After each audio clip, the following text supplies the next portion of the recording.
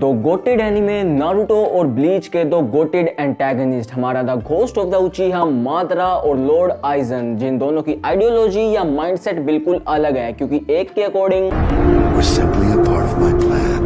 और दूसरे के according Wake up to reality.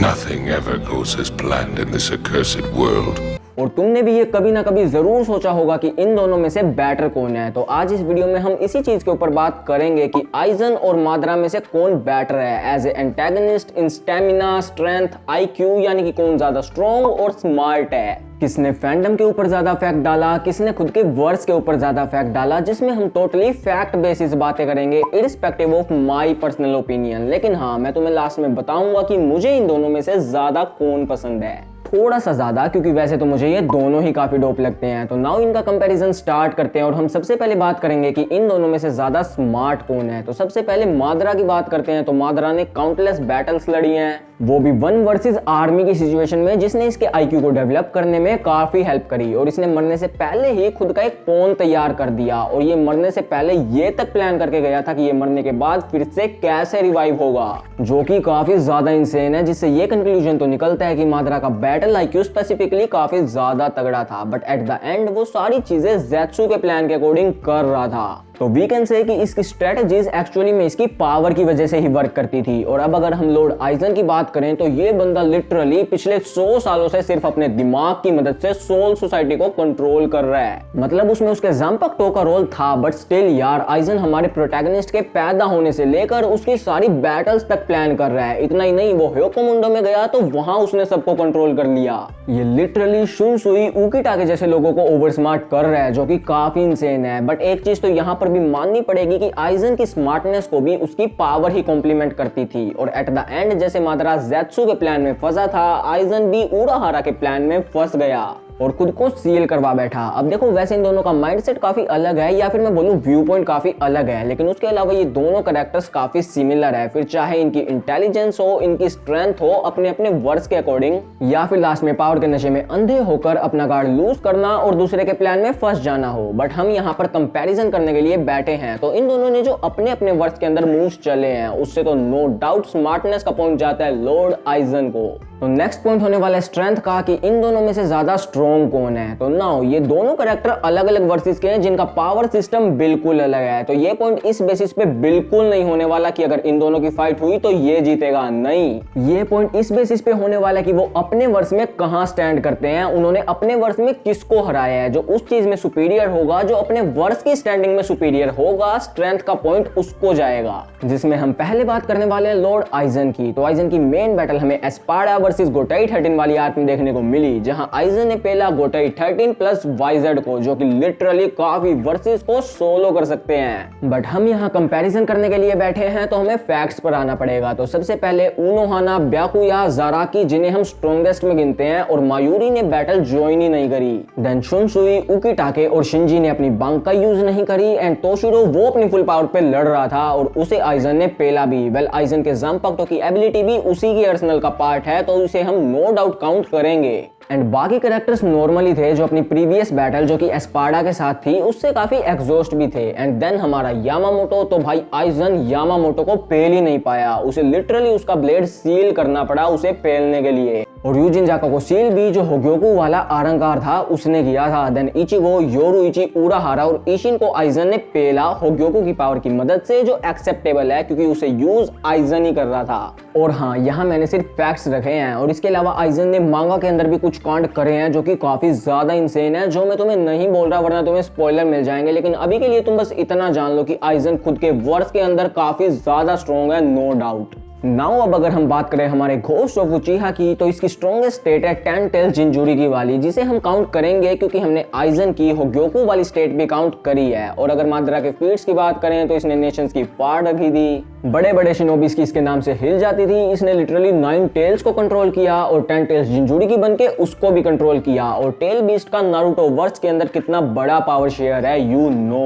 Then उसने 5 कागेस का मजाक बना के उन्हें पेला है, वो भी एक साथ, और वो भी अपनी नॉर्मल फॉर्म में। देन वो हमारे गॉड ऑफ शिनोबी हाशिरामा, जिसने नो के नो टेल बीस्ट को पेट बना लिया था, उसके साथ ऑल आउट बैटल्स लड़ी हैं जो कि गॉडली थी। तो तुम समझ रहे हो टेल, बीस्ट, हमारे 5 कागेस और हाशिरामा का पावर लेवल नारुतो वर्स में कहां स्टैंड करता है। और मादारा ने इन सब के साथ ऑल आउट बैटल्स लड़ी हैं और सबको पेला भी है हाशिरामा के अलावा। और 4th ग्रेट निंजा वॉर में भी माइट गाय की 8 गेट फॉर्म के अलावा कोई मादरा का कुछ नहीं बिगाड़ पा रहा था। और माइट गाय की 8 गेट फॉर्म भी मादरा के ऊपर ज्यादा असर इसलिए कर रही थी क्योंकि मादरा की उस फॉर्म की लिमिटेशन थी कि ताई जुत्सु के अगेंस्ट वो वीक थी। तो ये सब सुनने के बाद तो तुम भी समझ गए होगे कि स्ट्रेंथ का पॉइंट जाता है मादरा को। और मैं ये चीज फिर से क्लियर कर देता हूँ कि इसका मतलब ये बिल्कुल नहीं है कि मादरा आइजन से स्ट्रॉन्ग है या वीक है, और अगर इनकी फाइट हुई तो मादरा जीत जाएगा या आइजन जीत जाएगा। आई एम जस्ट सेइंग कि मादरा ने अपने वर्थ के स्ट्रॉन्गेस्ट कैरेक्टर्स के साथ ऑल आउट बैटल लड़ी और उन्होंने जीता भी। On the another hand eigen ने अपने वर्थ के स्ट्रॉन्गेस्ट कैरेक्टर के साथ ऑल आउट बैटल्स लड़ी नहीं या उसको मिली नहीं, सिवाय तोशिरो और सोइफोन के अलावा।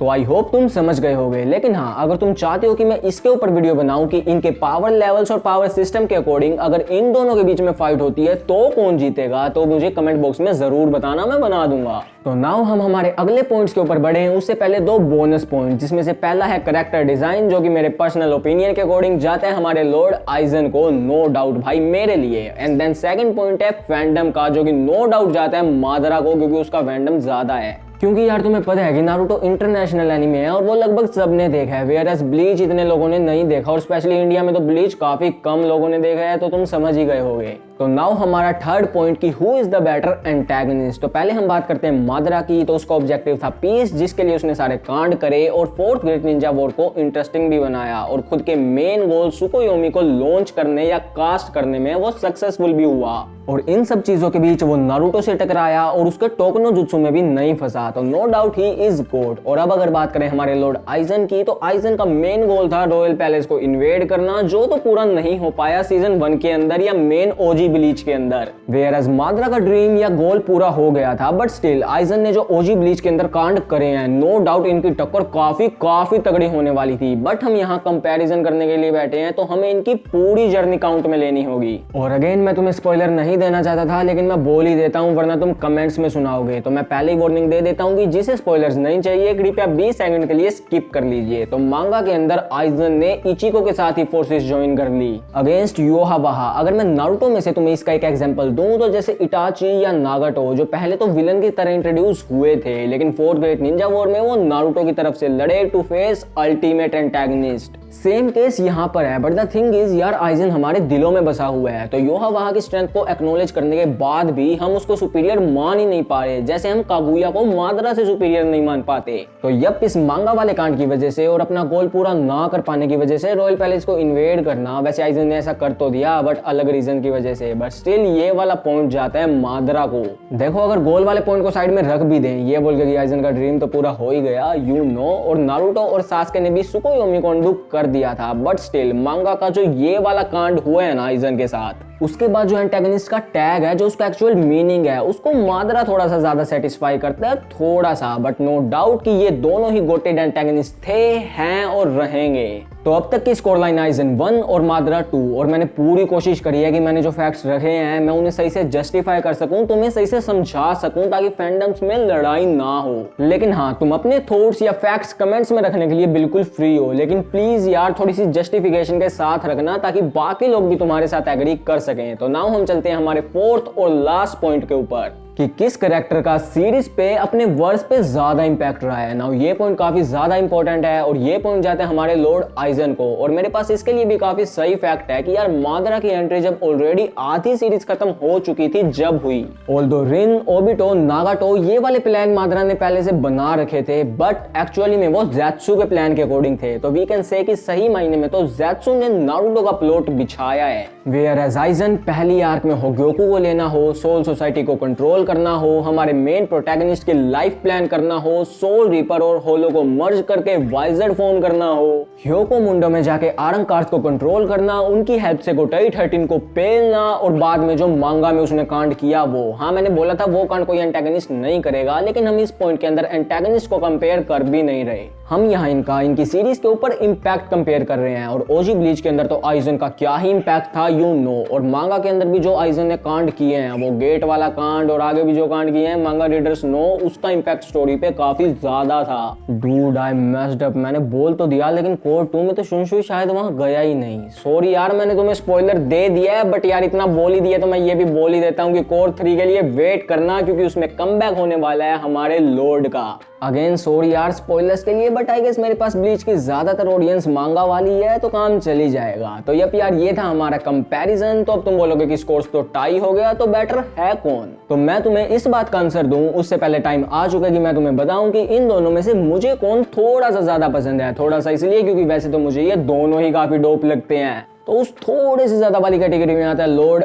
आइजन। अब देखो यार ये मेरा पर्सनल ओपिनियन है, मैं तुम्हें ये बिल्कुल नहीं बोल रहा कि तुम भी इसी को पसंद करो या दूसरा खराब है। मैंने तुम्हें पहले ही बोला कि ये दोनों ही काफी डोप हैं और मेरे रेगुलर वॉचर्स को तो पता भी है कि मुझे नारुतो और उसके कैरेक्टर्स कितने पसंद हैं। बट आइजन यार मेरे दिल दिमाग में बैठ गया और ये चैनल मैंने मेरे पर्सनल ओपिनियन शेयर करने के लिए बनाया था, तो मैं अपनी फीलिंग से गद्दारी नहीं कर सकता। हाँ कई बार ऐसा होता है कि तुम सही में दो कैरेक्टर्स में चूज नहीं कर पाते कि तुम्हें कौन सा ज्यादा सही लगता है, बट यहाँ यार आइजन मुझे थोड़ा सा ज्यादा पसंद है। और अगेन ये मेरी पर्सनल चॉइस है, तो इसका मतलब ये बिल्कुल नहीं कि ये ज्यादा अच्छा है या वो खराब है। तो आई होप तुम समझ गए होगे। तो अब हम फैक्ट्स पे चलते हैं और उसके अकॉर्डिंग देखते हैं कि आइजन या फिर माद्रा कौन बेटर है। बट उससे पहले चैनल को सब्सक्राइब कर लो और कमेंट बॉक्स में बताओ कि तुम आगे कौन से दो कैरेक्टर्स जो कि अलग अलग वर्ड्स के हैं उनका कंपैरिजन देखना चाहते हो, और इस वीडियो को भी लाइक कर देना। तो नाउ जो बेस्ट है वो है लॉर्ड अमारा, आइजन की तरह लॉर्ड और माद्रा की तरह शिनोबी। मेरा नाम है अमारा, मैं मारता हूँ भगवाना। Bye bye.